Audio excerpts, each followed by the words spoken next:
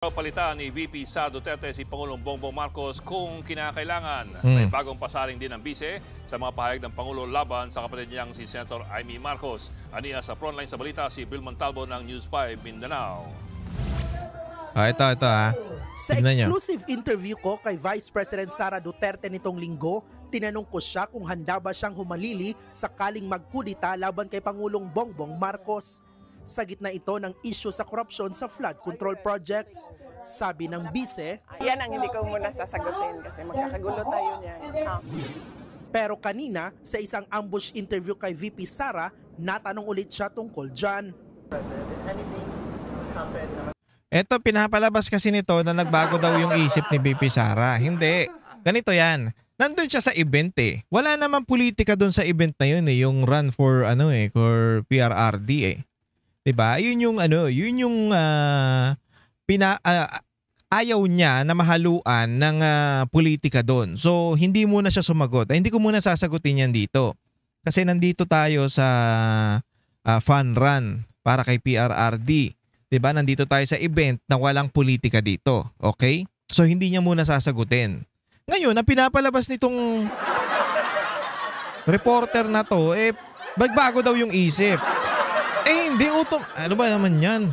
Automatic na yan. Pag nawala ang presidente, automatic, busy talaga. Ang bobobo. Ay, nako. Ang hirap nyong paliwanagan. Ang putang ina ng mga utak ninyo.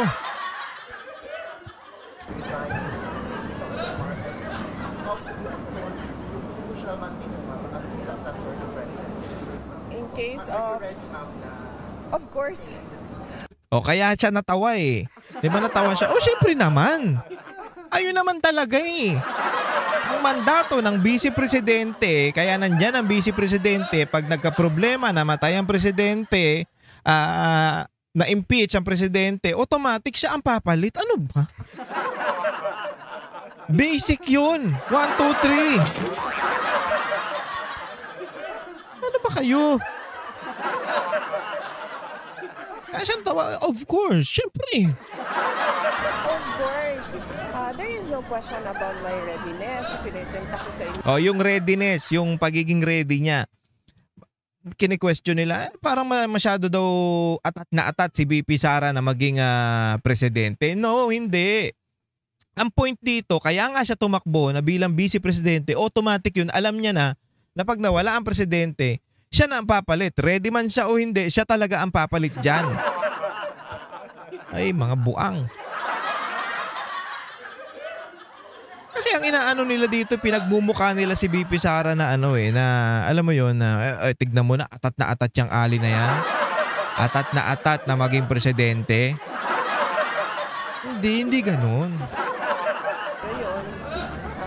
Ang mandato ng vice-presidente ay humalili pag nawala na ang presidente o natanggal ang presidente. Nasa constitution yan. Putsang ina, ba't nyo pa tinatanong? Ganon din naman yan kay kay Leni Robredo di ba? Pag kung si Pangulong Duterte noon na-impeach o nawala siya sa pagiging presidente, automatic yun si Leni. Walang question dun. Kayo po siya lahat kinwestiyon nyo eh. At alam ko na first in line ako sa succession. Wala nang tanong doon. Diba? Kung ano ang gagawin ko. Yun ang mandate sa akin ng constitution. At alam ko yun nung ako ay tumakbo. At binoto ninyo ako as Vice President knowing that I am the first in line. Yun no, di ba? Nauna nang pinabulaanan ng bise ang anumang impormasyong nagdadawit sa kanya sa destabilisasyon laban sa administrasyon. Ang pag-ugong ng umano'y kudita ay sa gitna ng issue sa korupsyon sa gobyerno. Kumbinsido nga raw si VP Sara sa pahayag ni Zaldico na sangkot sa budget insertions ang Pangulo at ang kanyang anak na si Congressman Sandro Marcos. Hindi niyo ba nakakita? Bakit hindi nakikita ng mga tao yun? It's a matter of reading the budget. Lahat ng ebidensya nandiyan sa budget. His signature on the general approach. Ayan yung sinasabi ko sa inyo. Binabasa niya yan eh. Binabasa ng Pangulo yan. Kung binasa niya, pinaghayabang niya pa, I read it, some there, I beat to it. Mga ganun pa siya, di ba? I analyze it. So binasa niya. Pinagmamalaki niya na binasa niya yung General Appropriation Act. So alam niya na mayroon dun mga budget na malalaki, na malalaking insertion. Doon pa lang sa pagpirma niya, ibig sabihin alam niya yun. Di ba? Kasabwat siya doon. Bakit? Nakita mo na eh. Unless hindi mo binasa. Nagsisinungaling ka na naman. Pero pinagmamalaki niya, binasa niya. So, let's assume na binasa niya talaga.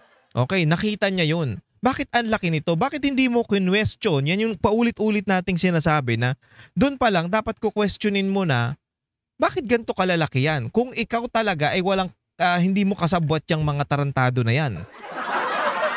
O kung hindi mo trip yan, kung hindi mo gusto yan.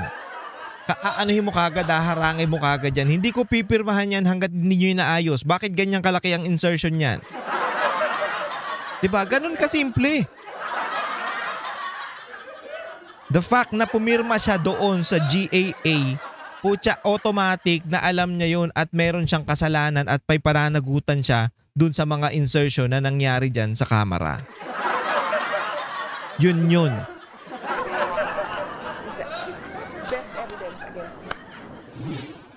Hiningan din ng reaksyon si VP Sara tungkol sa pahayag ng Pangulo kay Senator Amy Marcos. Matatandang inakusahan ni Senator Amy si PBBM at ang First Family na gumagamit umano ng droga.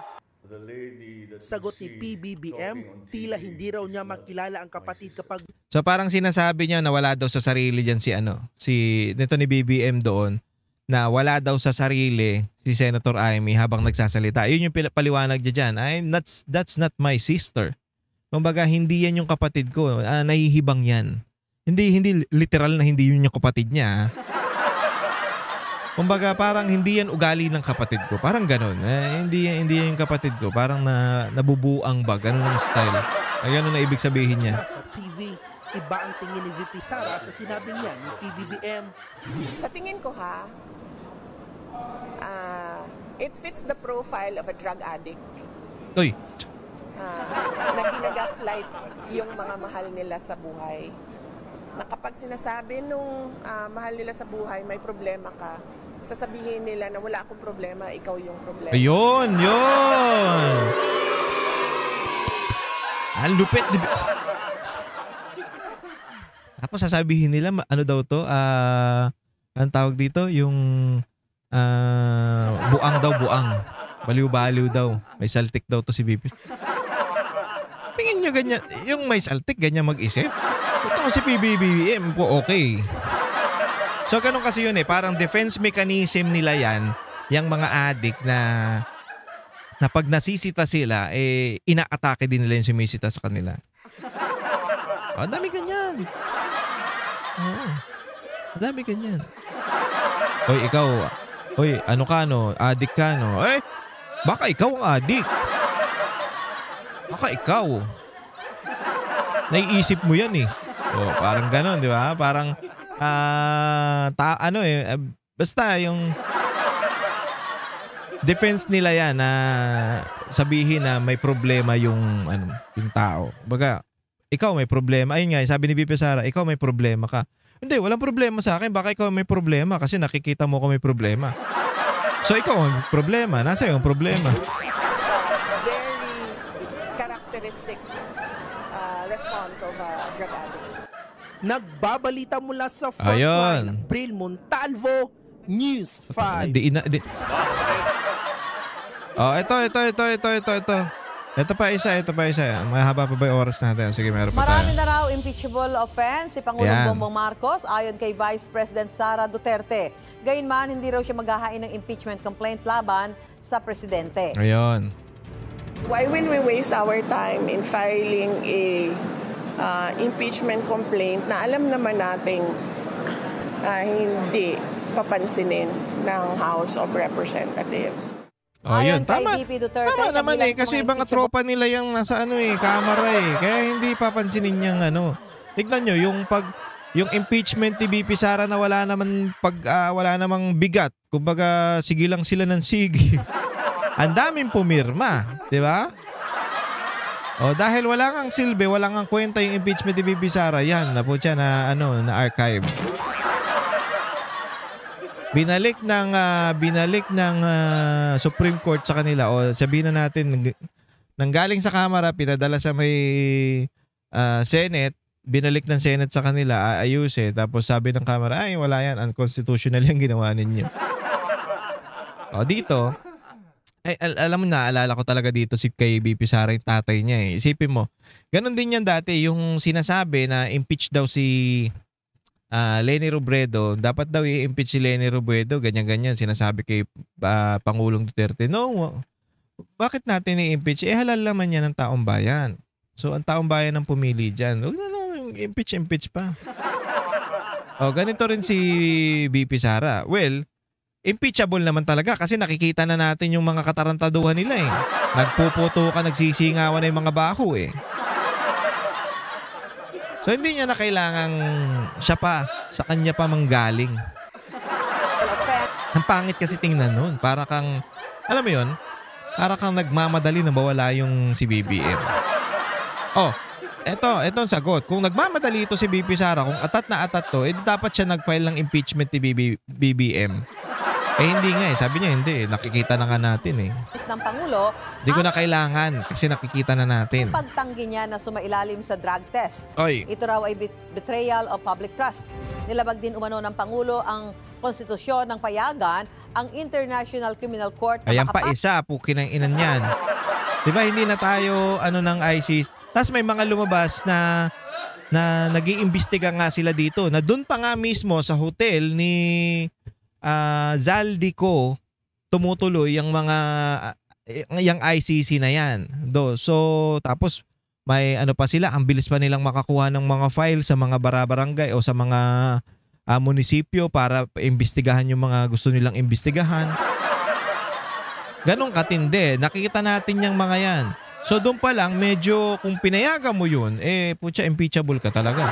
Kasi hindi naman dapat unconstitutional yun Sa Pilipinas, labag din daw sa saligang batas ang pagpayag umano ng Pangulo sa budget insertions. Ayan pa. Ang ebidensya raw nito ay kanyang pagpirma. Ay mga demonyo, tuwan-tuwa ang daming pera. Sa General Appropriations Act. Hindi ko na kailangan sabihin na kasali yung Pangulo dyan. Nakita niya kung ano yung ginawa ng Congress doon. Pero pinirmahan pa rin yan. Oh, di ba? His signature on the General Appropriations Act is the best evidence against him. Accountable siya because he allowed the insertions. Sabi pa ng bise, handa siyang pumalit bilang Pangulo kung sakali. Sinusubukan pa ng GMA Integrated News na kunan ng pahayag ang Malacanang kahit hindi naman siya sinabi ng bise. There is no question about my readiness. I presented myself. Okay na yan. Kahit naman hindi siya handa maging masasabi natin na maging Pangulo, wala siyang magagawa kasi nasa Constitution yan. At siya talaga ang uupo dyan. Ang kulit ng mga to. Eto pa, bago tayo magtapos. Putsaya na.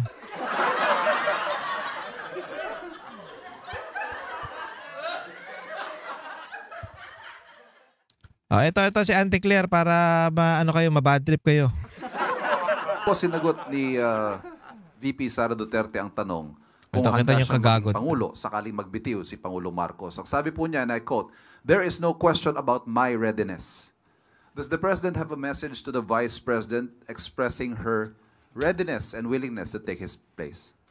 Handa na po siya maging Pangulo kapag po nawala or natanggal ang Pangulo sa pwesto? Tama po ba yon? Sir? Tama yon, ma'am. Alam mo, abogado ka pero tanga mo eh. Handa siya o hindi, handa man siya o hindi, siya talaga ang papalit. Kasi siya ang Vice President eh. Buang talaga ang puta. Abnormal. Iban? Yun po ba ang sinabi niya? Oo. Handa siyang pumalit sa Pangulo kapag inuulit-ulit pa ng tanga na to, no? Ang tanga nito. Mga pare, mga banatero, sabay-sabay tayong mainis. Ayan, bago tayo Ayan na, damay-damay na to, mga boss. Ganun lang kasimple eh. Simple lang, di ba? Putang ina, nasa Constitution at ayan ang mandato ng isang Vice President. Pag nawala ang Pangulo, siya talaga yan. Wala nang question dun. Hindi nyo pwedeng questionin kung ready na ba siya o hindi. Kasi kung kahit na hindi siya ready, siya talaga ang uupo dyan. Ano ba? Nagbitiw. Ang tanong din natin sa taong bayan. Tingnan mo. Tinanong siya tapos sasagutin niya ng tanong. Bakit taong bayan na naman ang inaano mo? Nato ba kayo sa mas marami pang Mary Grace Piatos? Ayan na naman, Mary Grace Piatos na naman kayo. Pinaliwanag na nga natin ng ilang beses yan. Bobo ka ba? Sa tingin ko bobo ka eh. Kasi ganito yan eh. Paidaanan lang natin. Yung mga pangalan na yan, yung mga pangalan na nandyan, yan talaga eh, ano lang yan, screen name o code name. Hindi nila pwedeng ilagay kung sino yung mismong yung pangalan na nandun. Yung binigyan nila ng parang pabuya doon. Kasi sa mga ganyan yan eh, sa mga intelligence fund, yung mga nagbibigay ng information, yun yung binabayaran. Kaya meron tayong intelligence fund. So hindi nila pwedeng, actually nakatakip pa nga yan eh pag pag inaabutan eh, para wala talagang nakakakita eh. So, ang tendency niyan, hindi nila pwedeng ilagay doon yung pangalan. Kunyari may tinutugis tayong kriminal. Tapos yung intel natin na nagsabi noon, ilalagay mo yung pangalan nung nagsabi ng intel. Ito yung pangalan niyan. For example, tinuro ni paring RJ si Saldico na nandito sa lugar na to. Ang pangalan na nagturo, ang pangalan ng intel natin si paring RJ. So ngayon, pag nalaman nung tinuro niya yung pangalan mismo nung nagturo, delikado yun. So kaya ginagawa nila, binabago nila yung pangalan o nilalagyan nila ng ibang pangalan para hindi matrace. Kasi for safety nung nagturo, for safety nung intel. Ganun kasimple.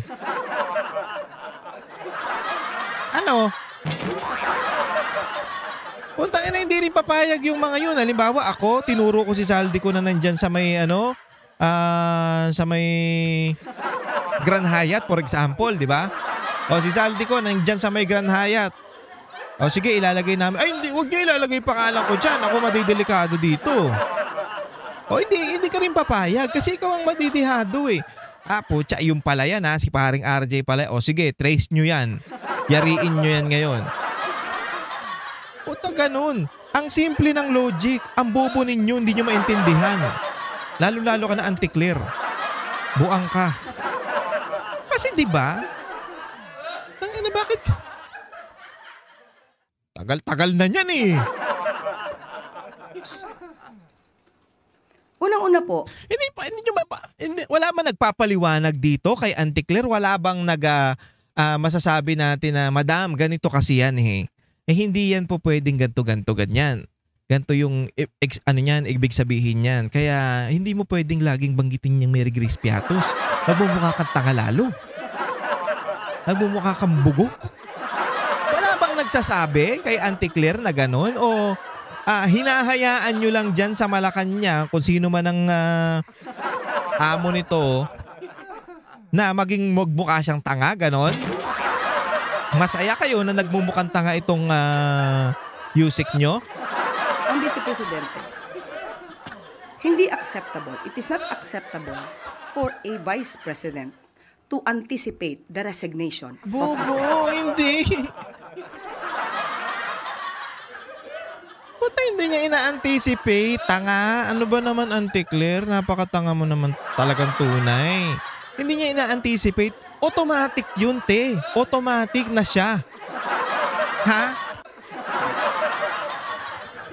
Presidente na pinagsisigawan nilang bumaba sa pwesto. Teka, bobo naman This is definitely a form of political destabilization.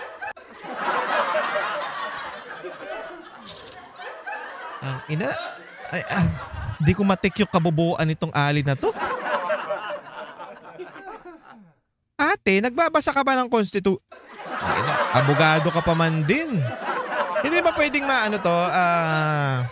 Paano ba madidisbar to? Kasi tanga eh. Kahihiyan to sa ano eh, sa mga malulupit na abogado eh. Nasa Constitution yan, ate. Bakit ang tanga mo? Basahin nga natin sa Constitution kung ito eh talagang tanga talaga. De, joke lang. Baka ano eh. Baka nakasulat din sa Constitution na tanga talaga si Auntie Claire. Ito simpleng mamamayan, simpleng mga Pilipino alam na talagang ang Vice President ang uupo pag nawala ang presidente. Whether she like it or not, whether you like it or not, wala ka na magagawa. Vice President ang uupo dyan. Kaya nga ayaw nung iba eh, di ba? Ang gusto nila eh, tanggalin din si VP Sara tsaka si Bongbong Marcos sabay eh. Nakatanga. Pinapahina niya ang public confidence ng tao sa administrasyon. Wala na, mahina na talaga. Those words contribute to the climate of uncertainty and crisis. Tayo ba pautot? Kung handa siya, makikita po natin, nag-anticipate siya na mawawala ang Pangulo. Yan po ang balak nila. Yan po ang nasa isip nila. At yan po ang ginagawa nila ngayon. Yan ang, Bobo, yan ang talaga mangyayari. Yan ang nakasulat sa Constitution. Ano ba? Tangina naman. Nakakabuang to si Auntie. Eto mga kababayan, bago tayo magtapos. Meron tayong problema. Sinong problema natin si PBBM? Dahil siyang head of state ng ating etong Pilipinas, siyang pinuno ng Pilipinas, siya ang nagmumuno ng Pilipinas, dapat maayos siya. Kumbaga, dapat siya ang mag-aasikaso ng lahat ng bagay. Ngayon, ang problema natin, hindi niya magawa yung posisyon niya. Hindi niya magawa yung pagiging presidente. Ang daming nangyayari, korupsyon. Yung nangyayari sa mga baha, bagyo, wala siyang ginagawa. Basta, lutang lagi. Ha? Ngayon, anong gagawin natin kung mayroong problema? So, aalisin natin ang problema, di ba? Pag may problema, aalisin natin o papalitan natin, babaguhin natin. Itutukuyin muna natin yung problema at ang problema natin ngayon dito sa Pilipinas kung bakit tayo lubog na lubog, hindi lang sa baha kundi sa lubog na tayo sa utang at sa mga pagnanakaw ng mga tarantado na to. So anong gagawin natin? Papalitan natin yung problema o aayusin natin yung problema. Paano maayos yung problema? Tatanggalin ang problema. Ano yung solusyon? Ano yung solusyon? Dahil problema natin ng presidente, ano yung pwedeng solusyon at dapat na solusyon? Kasi wala namang iba eh. Tanggalin ang presidente at ang mapapasok na dyan si VP Sara, ayun ang magiging solusyon. Ngayon, ito ang hamon natin sa mga bumabatikos kay VP Sara. Kung hindi niya magawa ng 2 years yung mga maayos ang Pilipinas, well, hindi niya naman kaya yan o mahihirapan siya dyan. Kumbaga, ito kung hindi siya magtrabaho within this 2 years, kung matanggal man to si PBBM, ang 2 taon, kung hindi siya magtrabaho niyan, wala tayong magagawa. Pwede tayong magpalit ng iboboto natin. Pero kung magawa niya o kahit papano maayos niya yung Pilipinas, nitong nag-perform siya ng mas maayos, hindi kagaya nito ni BBM na palutang-lutang lang. And then, may extend siya bilang presidente. Hindi lang yun sa hindi yun dahil naging presidente na siya, for example, na-reset. So, kung naging presidente siya ngayon, marireset yun. Magiging 6 years. Hindi dahil ganon. Magkakaroon tayo ng eleksyon pagdating ng 2028. So, kung nagustuhan natin yung performance ni VP Sara, malamang iboboto rin natin yan. 'Di ba? Wala na kayong magagawa. Kung matatanggal si BBM, matatanggal talaga yan at si VP Sara ang papalit dyan. Huwag na kayong huwag na kayong ipagpilitan pa yung katangahan ninyo. Katangahan mo, Auntie Claire, huwag mo na ipagpilitan. Yun talaga yun. Hindi mo pwedeng sabihin na, gusto niya? Atat siya, ganon? Hindi. Walang ganon. Walang ganon dyan sa alin na yan. Kaya nga po siya, kaya masaya tayo at na-meet natin yan eh. ewan ko sa putang ina to. Kaya nga nabubuwisit tayo dito kay Auntie Claire, puro katangahan ang pinapairal. Tapos yung tanong sa kanya, iba yung isasagot niya. Tatanungin niya rin ng tanong. Na kaya siya nagbumukang tanga dahil sablay yung sagot niya. Di ba? Anyway, mga pare, maraming salamat sa pagsama sa akin at ingat po kayong lahat. Kung nagustuhan niyo yung ating video at nainis kayo, please subscribe to my channel, Paring RJ TV, at ganun din po ang aking Facebook account, Paring RJ. Paring RJ Banateros sa TikTok, Banateros 2.0, SMNI, DCAR 1026 at ang natin, Vox Populi. Ganun din po, paki-follow po ang ating mga kasamahan Banateros. Ito, yan. Ayan. Jay Guevara, Master Judea, Boss Dada, Banat Bay, Coach Oli, at syempre ang pinakapogi ako. Once again, maraming salamat mga pare. Ingat po kayong lahat and God bless you all. Ako po si Paring RJ.